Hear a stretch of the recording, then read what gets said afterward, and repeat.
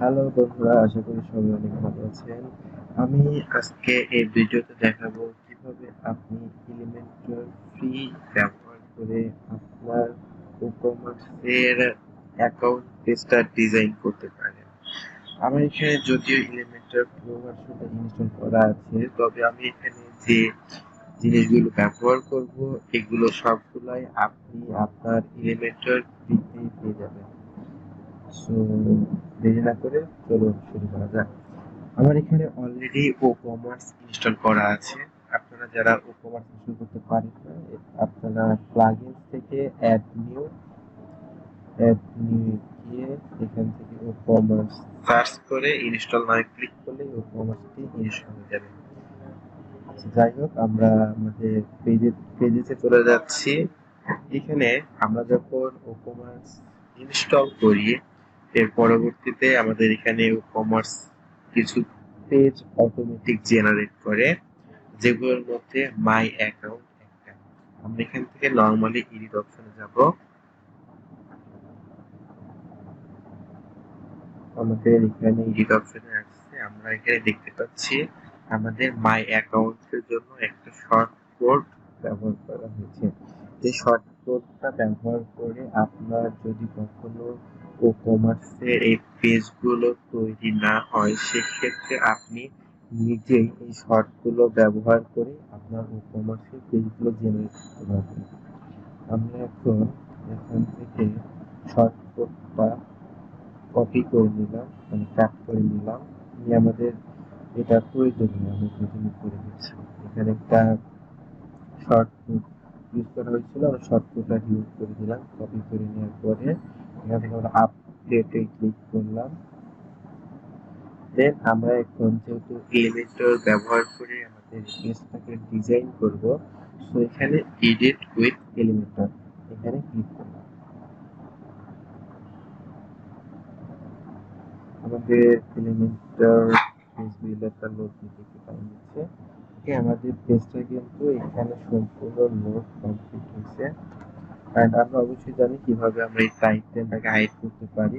Just এখানে setting আইকনে click করে হাইড টাইটেলে ক্লিক করলে আমাদের টাইটেলটা কিন্তু হাইড হয়ে যাবে। এখান থেকে আমরা প্লাস চিহ্নে ক্লিক করলাম। আমার এখানে এরকম দেখাচ্ছে কারণ আমার প্লাস বক্সটা ইনেবল করা আছে, যার কারণে আমার এখানে এরকম দেখা যাচ্ছে। আমি এখান থেকে এইটা ফার্স্ট স্টেপটা সিলেক্ট করলাম, ফার্স্ট স্টেপ। দেন আমি এখান থেকে একটা কন্টেইনার ড্র্যাগ এন্ড ড্রপ, আগে আমি একটা হেডার নিই, একটা হেডিং দিয়ে আমি এখানে, যেখানে হচ্ছে মাই অ্যাকাউন্ট লেখা থাকবে। মাই, আমি জাস্ট নর্মাল ভাবে আপনাদের এখানে এই জিনিসটা তৈরি করে দেখাবো। অ্যান্ড আমি আশা করি আপনি এটা দেখলে তখন নিজেই যে কোনো ধরনের ডিজাইন করতে পারবেন। সো আমার ডিজাইনটাকে খেয়াল না করে আমি কিভাবে জিনিসটাকে ডিজাইন করছি সেই জিনিসটা আপনি দেখেন, তাহলে আপনি আপনার নিজের মতো করে ডিজাইন করতে পারবেন জিনিসটা। যেহেতু আমি কন্টেইনার ইউজ করছি, সেহেতু এখানে অ্যালাইন দিলে এটা কাজ করবে না, এটা নর্মাল আমি সবাই জানি। সো আমরা এখান থেকে অ্যালাইনটা সেন্টার করতে পারি, এই যে আইটেম অ্যালাইন, এখান থেকে আমরা সেন্টার করতে পারি, সেন্টার। তবে তাই পাশে সুন্দর লাগে। আর আমরা একটু চার সাইডে একটু মার্জিন প্যাডিং দিই আমরা 20 পিক্সেল চার সাইডে, 20 পিক্সেল প্যাডিং দিলাম। এখানে মাই অ্যাকাউন্টের কালারটা চেঞ্জ করি আমরা, কালার ব্ল্যাক কালার থেকে এখানে ফন্ট ফ্যামিলি যেটা আছে সেটাই থাক, আমি আর ফন্ট ফ্যামিলিটা চেঞ্জ করলাম না এখানে। দেন আরেকটা আমরা কন্টেইনার নিলাম, একটা কন্টেইনার নিলাম। অ্যান্ড আমাদের, সরি, মিস্টেকলি আমরা ই করে ফেলছি, রিমুভ করে ফেলছি। আমি আবার জিনিসটা অ্যাড করলাম। এখান থেকে আমাদের র্যাপটাকে অন করতে হবে, সরি, র্যাপটাকে আইটেমস থেকে র্যাপ করলাম। দেখুন আমাদের এটা কিন্তু 100% এই কারণে নিচে চলে আসছে আর এটা উপরে চলে গেছে। এখানে আমি এখানে একটা শর্ট কোড ইউজ করবো। এই যে শর্ট কোড লিখে সার্চ করে শর্ট কোডটা চলে আসলো। আমরা কিন্তু ওদের অন্য কোনো ইউজ করতেছি না। শর্ট কোডটা কিন্তু ফ্রি, আমরা জানি যারা এলিমেন্টর নিয়ে কাজ করছে তারা সবাই জানে শর্ট কোডটা কিন্তু ফ্রি। আমরা যখন এই শর্ট কোডটা পেস্ট করলাম তখন আমাদের এলিমেন্টর যে ডিফল্ট যে সেটিংটা, সেই ডিফল্ট সেটিংটা কিন্তু এখানে শো করতেছে। আমরা এখন কি করবো, জাস্ট আপডেটে ক্লিক করলাম। আপডেটে ক্লিক করার পরে আমরা আর একটা ট্যাব ওপেন করি। এখানে আমাদের ওয়েবসাইটে যাই, আমরা আমাদের ওয়েবসাইট থেকে কাস্টমাইজেশন করলাম। ওয়েবসাইটে কাস্টমাইজেশনের একটু নিচের দিকে স্ক্রল করলে দেখেন এখানে লেখা আছে এডিশনাল সিএসএস। আমরা এখানে অ্যাড সিএসএস অপশন আসলে এখানে আমরা সিএসএস অ্যাড করতে পারবো। এটা যে কোনো থিমের ক্ষেত্রে আমরা এই অপশনটা পাবো, অ্যাড সিএসএস এর অপশনটা, যেখান থেকে আমরা সিএসএস অ্যাড করতে পারবো। আর আমাদের এলিমেন্টরের পেইড ভার্সন অবশ্যই আমরা অ্যাডভান্সই করতে পারবো। আর এখন তো আমরা এলিমেন্টরের প্রো ভার্সনে অলরেডি মাই অ্যাকাউন্ট পেজটা ডিজাইন করতেই পারি। যারা এলিমেন্টর প্রো ভার্সন ইউজ করে আমরা সবাই জানি এটা আমরা করতেই পারি। তো যেহেতু আমরা ফ্রি ভার্সনের মাধ্যমে এই জিনিসটা ডিজাইনটা করব, সেহেতু আমরা এখানে কাস্টমাইজের যে সিএসএস এর যে অপশনটা আছে আমরা এইটা ব্যবহার করবো। এখন আমাদের কি করতে হবে, জাস্ট আমরা একটু ট্যাপ করে এটা বন্ধ করলাম। বন্ধ করে এখানে ইন্সপেক্ট করব। তো আমাদের এই সাইডের যে অপশনগুলো আছে এগুলো সবগুলো রিমুভ করে দেবো এখান থেকে। আর এই অপশনটা আছে হচ্ছে আমাদের এই ন্যাবের মধ্যে এই অপশনটা আছে, এবং WooCommerce মাই অ্যাকাউন্ট কন্টেন্টের মধ্যে এই সাইডের কন্টেন্ট গুলো আছে। ঠিক আছে, আমরা কিন্তু খুব সহজে বুঝতে পারতেছি। এখানে ড্যাশবোর্ডের মধ্যে এই অপশনগুলো আছে এন্ড কন্টেন্টের মধ্যে এই অপশনগুলো আছে। আমরা যদি এখানে চেঞ্জ করি, দেখেন অর্ডারস যাই, ও সরি এখানে তো কাজ করবে না, আমরা এটা একটু রান করি তাহলে আপনারা ভালো বুঝতে পারবেন জিনিসটা আর কি। আপডেট কম্পিউটার রিভিউ অপশনে আসলাম। এখানে দেখেন এখন আমরা ইন্সপেক্ট করি। ওকে, আমাদের দুইটা অপশন, একটা হচ্ছে WooCommerce মাই অ্যাকাউন্ট নেভিগেশন যেখানে আমাদের আইটেম গুলো আছে, আর একটা হচ্ছে WooCommerce my account content.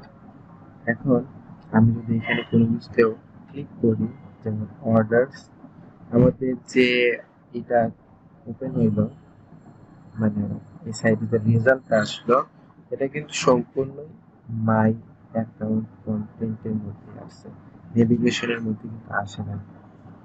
So এখানে আমরা খুব সহজেই একটা কাজ করতে পারি, সেটা হচ্ছে আমাদের এই মাই অ্যাকাউন্ট এর নেভিগেশন আছে, আমরা কপি করলাম। জাস্ট আমরা এখানে সিএসএস টা এভাবে লিখতে পারি, এখানে মাই অ্যাকাউন্ট নেভিগেশন।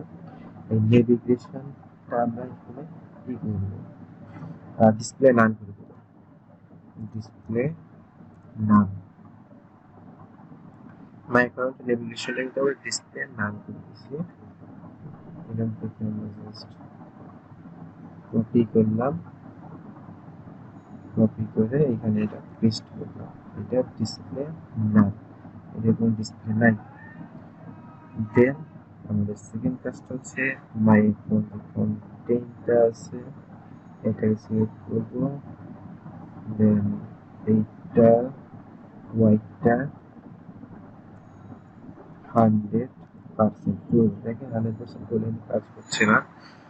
সেক্ষেত্রে আমরা একটু নিচের দিকে দেখতে পারি সমস্যাটা কোথায়। এখানে 68% আছে। আমরা যদি ইম্পোর্টিংটা দেই, দেখি এখন কিন্তু কাজ করছে, এটা কিন্তু কাজ করছে। সো জাস্ট আমরা এখান থেকে এই অংশটা আমরা এখানে কপি করলাম, দেন এইখানে পেস্ট করলাম।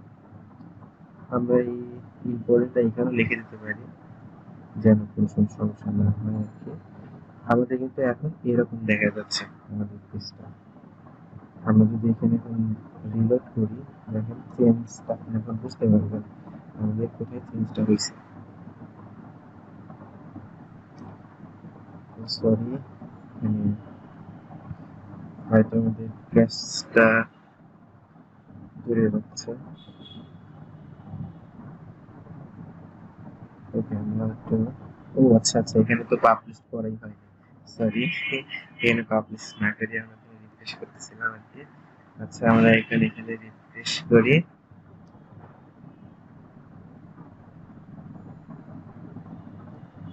আমাদের ফেসবুকের লোডিং এখন দেখেন এরকম হচ্ছে কিন্তু। সো আমরা আরেকটা কন্টেইনার নিলাম উপরে, যেটার মধ্যে আমরা আইকন দিতে পারি অথবা আইকন লিস্ট নিতে পারি। আমরা হচ্ছে আইকন লিস্টে নেই, আইকন লিস্ট। এটা আপনারা আপনাদের ইচ্ছা মতো করতে পারেন। এখানে আপনার এটাকে 50%, এটাকে 50% এভাবে রাখতে পারেন। আপনার যেটা ভালো লাগে সেভাবে ডিজাইনটা করতে পারেন আর কি। এখানে আমি, এটা ধরেন আমাদের ড্যাশবোর্ড, এটা আমাদের ড্যাশবোর্ড। এখান থেকে আমরা আইকনটা চেঞ্জ করতে পারি। আমি আইকনটা চেঞ্জ করে দেখাচ্ছি না আর কি। এখানে ধরে এটা আমাদের বর্ডার্স, বর্ডার্স। এইভাবে আমরা প্রতিটার নাম চেঞ্জ করবো। এখানে যেগুলো আছে সবগুলোর নাম এখানে আমরা চেঞ্জ করবো। চেঞ্জ করার পর এটা আমরা আমাদের মতো ডিজাইন করে নেব। আইকনটা আমরা অবশ্যই, যারা এলিমেন্টের কাজ করি তারা অবশ্যই জানি আইকনগুলো কিভাবে একটা করে একটা আনতে হয়, বা হাফ আইকন সহ থাকলো আর বাকি অংশ আমাদের কন্টেন্টটা থাকলো, এটা কিন্তু আমরা সবই জানি। তো সেভাবে আমরা আমাদের পছন্দ মতো ডিজাইনটা করে নিব। দেন এখন একটা কাজ করতে হবে, জাস্ট এই যেখানে যে লিঙ্কটা আছে, লিঙ্কটাকে আমাদের কি করতে হবে, এই যে আমাদের এই লিঙ্কটাকে আমরা কপি করি। আমাদের যে লিঙ্কটা আছে এই লিঙ্কটাকে আমরা কপি করি, কপি করে এখানে তুমি বসাই। দেখেন এখানে একটা জিনিস পাবো, প্রথম হচ্ছে আমাদের ওয়েবসাইটের নাম, দেন হচ্ছে my account slash order, orders. যেহেতু আমরা অর্ডার্স পেয়েছিলাম ওই জন্য এখানে অর্ডার্স লেখা আছে। আমরা এটা আমরা যদি ক্লিক করে ড্যাশবোর্ড লিখি, ড্যাশবোর্ড লিখি, যদি আপডেট করি, আমাদের এখন এটা ড্যাশবোর্ড হিসেবে কাজ করবে। সেম অর্ডার্স যদি আমরা সেম পেস্ট করি, করে আপডেট করি, দেখেন এটা কিন্তু আমাদের এখানে কাজ করে। একটু ইন্সপেক্ট, মানে রিভিউ দেখাই। এখানে হচ্ছে আমাদের এখন নরমাল ড্যাশবোর্ডে আছে। আমরা যদি এখান থেকে অর্ডারসে ক্লিক করি, দেখেন রিফ্রেশ হচ্ছে এবং অর্ডারস কিন্তু চলে আসছে। সো এটা কিন্তু আমাদের ইচ্ছা মতো এখানে ডিজাইন করে নিতে পারবো আমরা। এইভাবে নিচের গুলো তো লিঙ্ক গুলো ইউজ করে আমরা এটা করতে পারবো। মানে আমি তো এখানে ড্যাশবোর্ড এবং অর্ডারস এর লিঙ্কটা দেখালাম, বাকিগুলো লিঙ্ক আমরা কই পাবো? বাকিগুলো লিঙ্ক পাবো আমরা, আমরা এখান থেকে আমাদের ড্যাশবোর্ডে যাচ্ছে, ড্যাশবোর্ড থেকে আমাদের WooCommerce, WooCommerce থেকে সেটিংস, সেটিংস থেকে আমাদের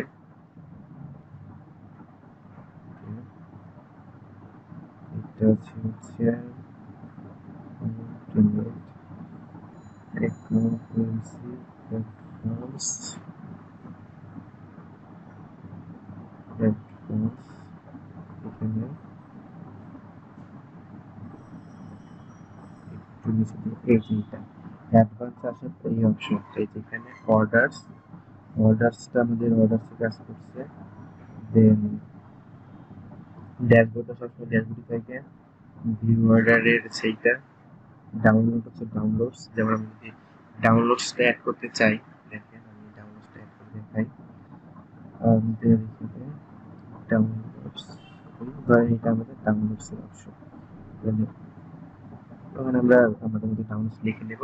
দেন এখানে অর্ডার্সটা ডিলিট করলাম, ডিলিট করে যেখানে ডাউনলোডস লেখা ছিল এটা কপি করলাম, কপি করে এখানে আমরা আমাদের অর্ডার্সের জায়গায় ডাউনলোডসটা বসাই দিলাম। এখানে কিন্তু মাই অ্যাকাউন্টের পরে হবে এটা। দেন আপডেট, আমি এখানে আপডেট করে এখন রিফ্রেশ করি, সেক্ষেত্রে দেখেন এখন যে ডাউনলোডস এর ক্লিক করি, এটা আমাদের যে নো ডাউনলোডস অ্যাভেলেবল আছে। এইভাবে কিন্তু আমরা খুব সহজেই এলিমেন্টরের ফ্রি ভার্সনটা ব্যবহার করে আমাদের WooCommerce মাই অ্যাকাউন্ট পেজটা ডিজাইন করতে পারি। আর এখানে আমাদের পিকচার অ্যাড করতে চাইলে প্রোফাইল পিকচার হিসেবে সেইটা নর্মালি এভাবে করা যায় না, সেটার জন্য প্লাগইন ইউজ করা যায়। প্লাগইন ইউজ করা যায় used maybe I think used plugin used my account plugin টা ইউজ করা যায়। আজকের টিউটোরিয়াল এই পর্যন্তই ছিল। আপনাদের কোনো ধরনের কোশ্চেন থাকলে অবশ্যই ডেসক্রিপশন বক্সে জানাবেন, আমি সরি অবশ্যই কমেন্টে জানাবেন, আমি সেগুলোর সমাধান করে দেওয়ার চেষ্টা করব।